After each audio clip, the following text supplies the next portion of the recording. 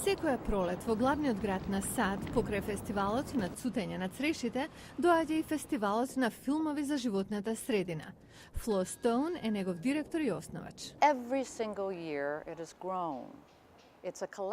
Годинава фестивалот соработува со 110 спонзори. Прикажуваме филмови на 56 локации и никој никогаш не убил. Кина, музеи и универзитети прикажуваат филмови со свежа перспектива за прашањето од животната средина.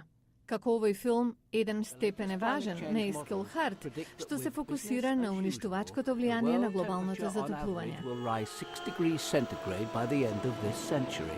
Харт за Гласот на Америка вели дека филмот има и позитивна порака.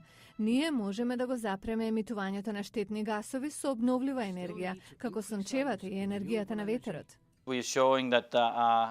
Покажуваме дека технологијата е тука. Доколку сакаме, можеме уште утре да почнеме да го менуваме светот. Американскиот документарец "Зелена куќа" покажува како со приватна иницијатива полека може да се менуваат работите. Джейсон Скадрон и Лив Вајолет даваат хроника на изградбата на куќа во населба на Вашингтон, за која архитектот Марк Тарнер вели дека е за 75% поекономична во користењето на енергија, отколку обична американска куќа со покривот, подот и оптичките светларници. Се фокусиравме на тоа како е изградена куќата и дека во иднина може да стане пример како да се градат куќи. Тоа не е случај со државата на Јагленот, Западна Вирџинија.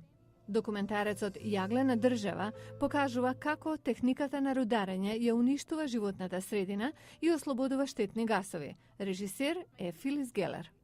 Овој филм фрла светлина и на тензиите меѓу оние кои работат во индустријата и оние кои живеат во близина. The coal industry has supported myself, my wife and my 3 children. They are pepper nuts with coal dust. Иако не е лесно да се замени јагленот, многумина во филмовите велат напредокот е на хоризонтот, промената е во рамки на нашите можности и дека без тоа не ни се пишува добро.